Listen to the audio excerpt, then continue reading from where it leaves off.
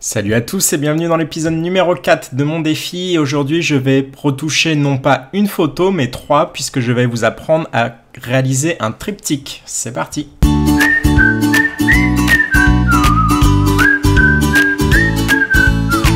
Alors donc aujourd'hui nous allons retoucher ces photos de... Je sais pas c'est quelle plante en fait, mais c'était des pousses. J'étais dans un jardin de la ville de Quimper, j'étais en vacances. Et en fait il y avait ces jeunes pousses qui justement poussaient au milieu des herbes, on les voit ici. Et en fait il y avait quelques tiges comme ça qui dépassaient et je trouvais que ça avait un aspect vraiment très graphique et limite abstrait.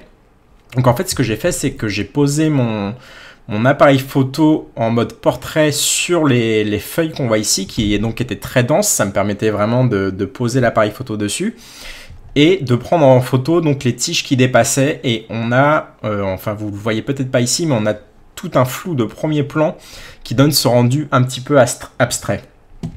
Et donc j'avais fait une série comme ça, j'ai déclenché quelques photos, j'ai testé différentes choses. Et je me suis dit, plutôt que de vous présenter aujourd'hui une photo, je vais vous montrer comment réaliser un triptyque, ce qui permettra donc d'apprendre comment poser 3 photos les unes à côté des autres. Donc pour ceux qui ne connaissent pas les triptyques, en fait c'est une série de 3 photos. Donc je vais vous montrer comment on fait ça aujourd'hui. Alors tout d'abord, il faut, la plupart du temps en fait les triptyques, il faut que les photos aient la même teinte. Donc c'est beaucoup plus facile en fait de partir d'une série de photos prises dans les mêmes conditions de lumière plutôt que prendre des photos qui n'ont un peu rien à voir ensemble et d'essayer de rattraper la teinte pour essayer d'unifier le tout. Alors je vous montrerai dans un prochain tuto comment faire cela. Mais aujourd'hui, on va faire un triptyque assez simple puisqu'en fait, ces photos ont été prises à quelques secondes d'intervalle, ce qui permet donc d'avoir les mêmes conditions de lumière et donc les mêmes teintes puisque je n'ai pas changé les réglages de balance des blancs entre les différentes photos. Donc, pour ce faire, eh bien, on va tout simplement retoucher une photo à part et on va tout simplement appliquer tous les réglages qu'on aura fait sur cette photo aux 2 autres, ce qui permettra d'avoir exactement la même retouche sur les 3 photos. Donc c'est parti, on va d'abord retoucher celle-ci. On va tout simplement augmenter un petit peu l'exposition. J'aime bien toute cette lumière qui entoure les jeunes pousses. Donc on va augmenter légèrement l'exposition. Je vais aussi augmenter les contrastes pour faire ressortir un petit peu les détails.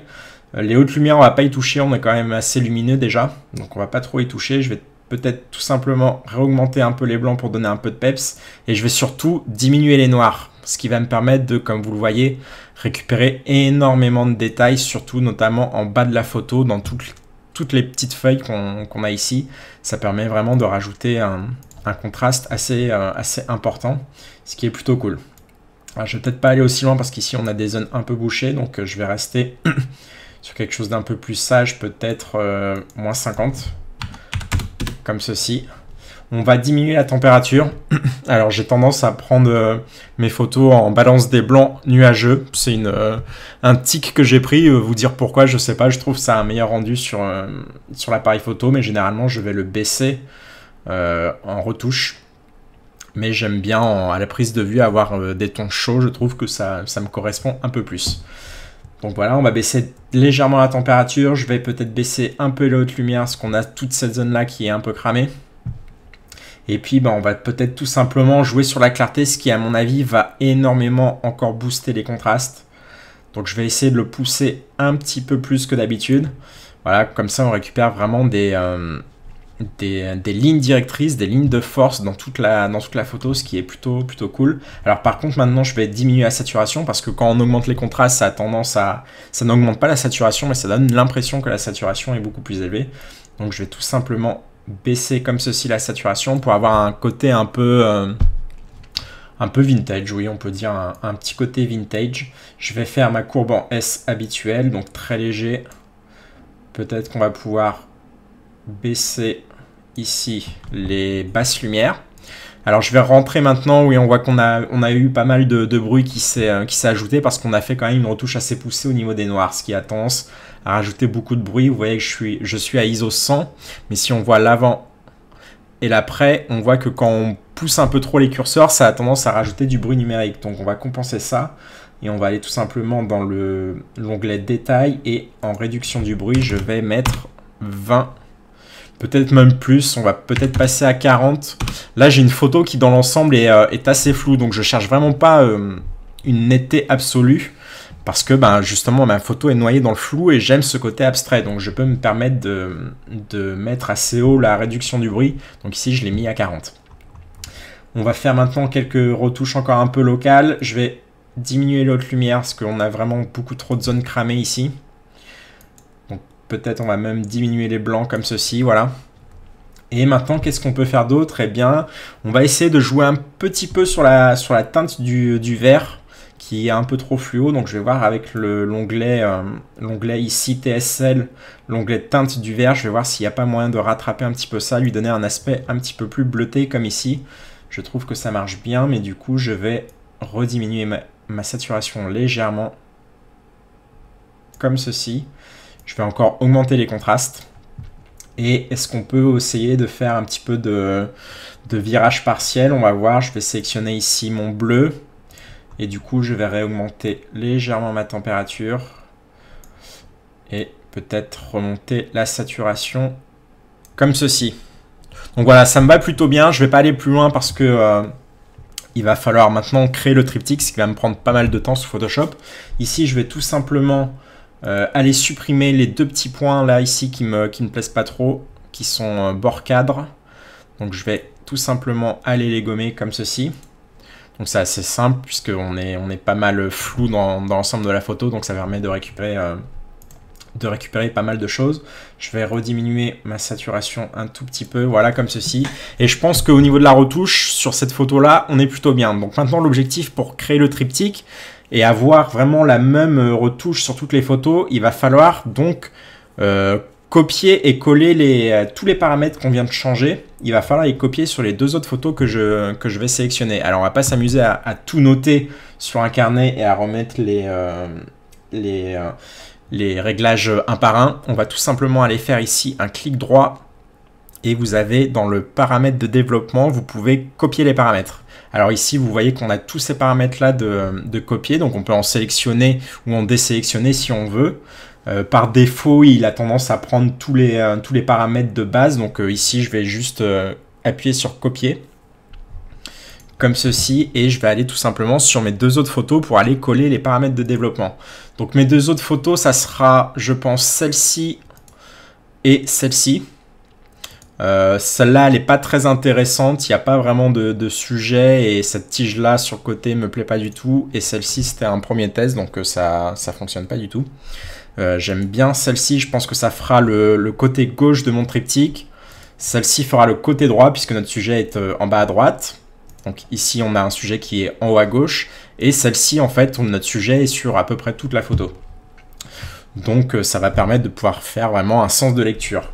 Alors je vois par exemple, si vous revenez sur vos photos et que vous repassez ici, je vois par exemple ici que ma saturation est un peu trop forte encore. Donc je vais tout simplement diminuer ma vibrance comme ceci et je vais refaire un clic droit, paramètres de développement, pardon, clic droit ici, paramètres de développement, copier les paramètres, ce qui va me réenregistrer la copie de tous les paramètres, dont celui que je viens de changer. Donc maintenant, on va aller sur les autres photos. Et on va tout simplement faire clic droit, paramètres de développement, coller les paramètres. Et vous voyez que ça me colle en fait tous les réglages que j'ai fait, ça me les colle automatiquement sur ma nouvelle photo. Et vous voyez ici, on a bien les mêmes teintes, la même luminosité. Après, il se peut qu'il faille refaire de la retouche un peu locale. On voit par exemple ici qu'il manque un petit peu de contraste au niveau des noirs. On n'a pas assez de noir par rapport à ici, donc on va peut-être aller rajouter un petit peu de contraste dans cette photo-là. Mais vous voyez que dans l'ensemble, ça marche plutôt bien. Ça fait une bonne base et ça permet de gagner énormément de temps.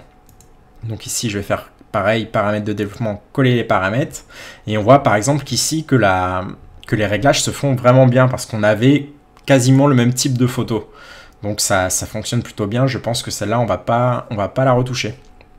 On va tout simplement aller dans celle-ci et on va diminuer légèrement les noirs pour rattraper un petit peu de contraste tout simplement.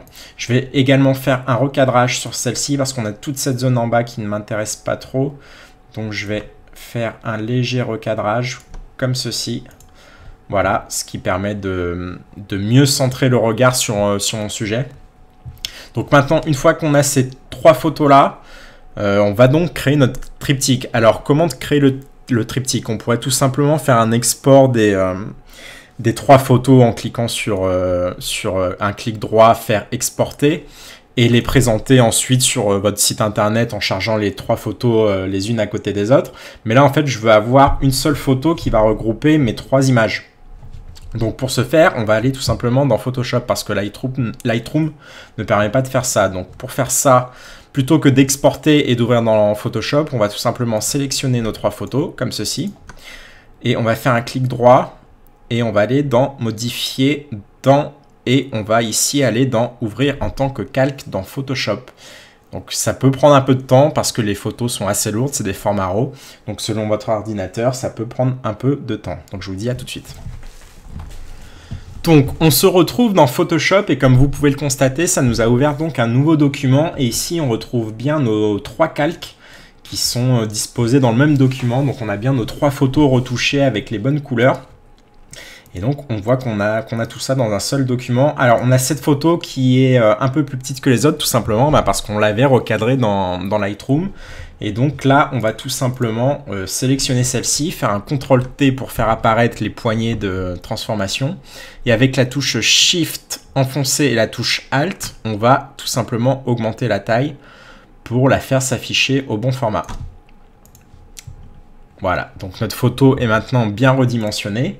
On a bien les 3 photos qui sont à la même taille. Et maintenant, on va créer de la matière sur les côtés pour pouvoir disposer les photos les unes à côté des autres. Alors, je vous avais montré dans un tuto précédent comment créer de la matière autour en allant dans Image, taille de la zone de travail. Ici, on ne va pas aller faire ça, on va aller tout simplement dans l'outil de recadrage qui est ici. Et on va aller avec la touche Shift, non, pas de touche enfoncée. On va tout simplement ici tirer notre poignet et vous voyez en fait que votre outil de recadrage vous fait une règle des tiers. Donc vu qu'on a 3 photos, eh bien on va tout simplement aller coller ce tiers là sur le bord de l'image là, ce qui va en fait provoquer qu'on aura un triplement de la taille de notre document.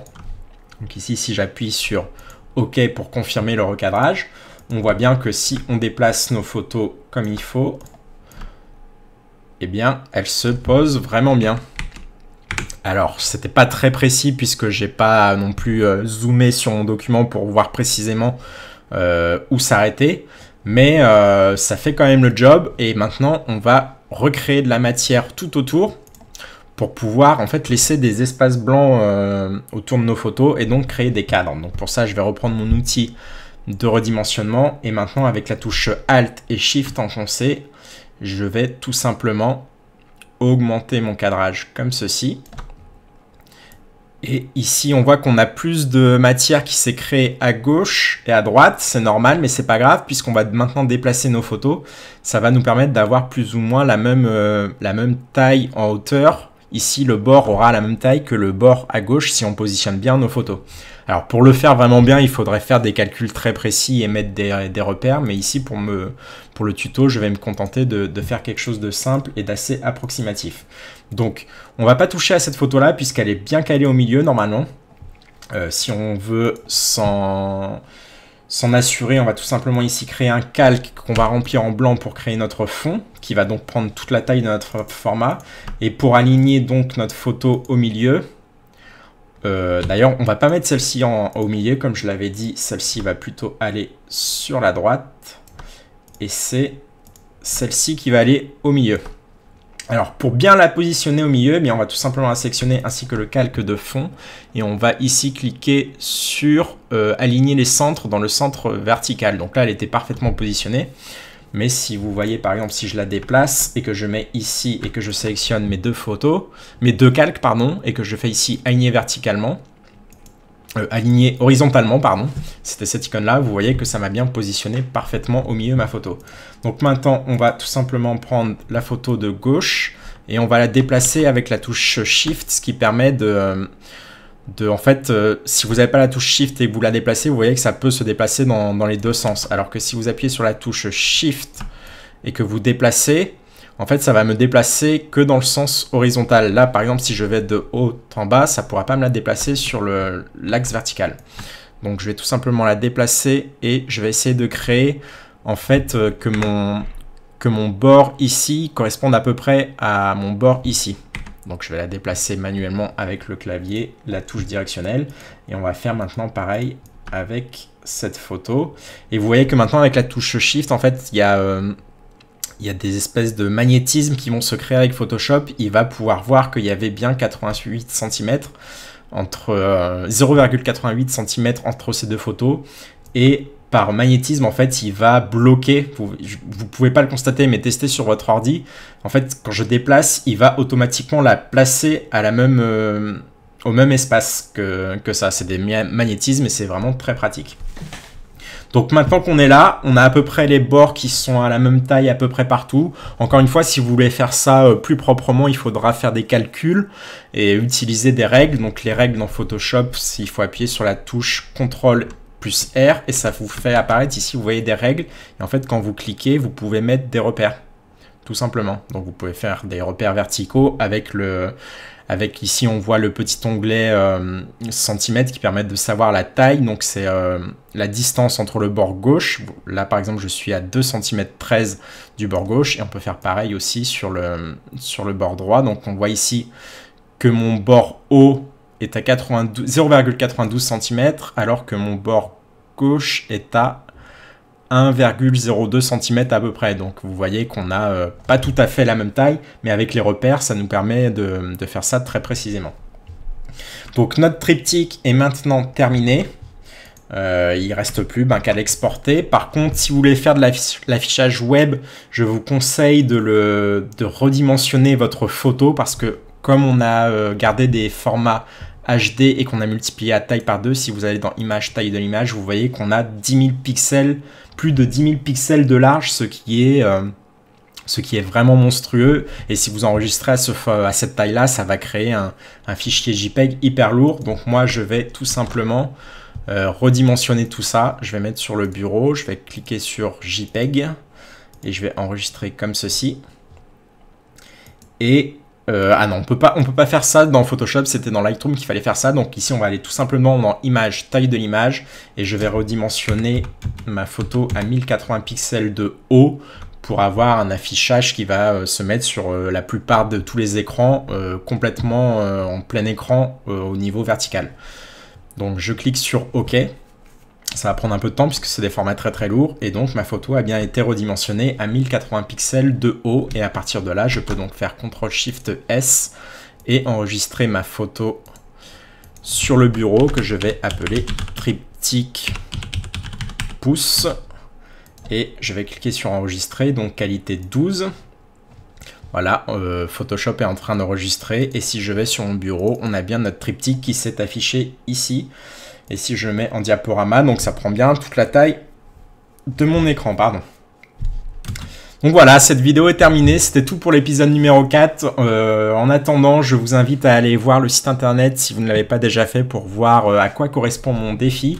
Et je vous invite aussi à partager la vidéo si vous l'avez appréciée. Et moi, je vous dis à demain pour un prochain épisode. Salut tout le monde!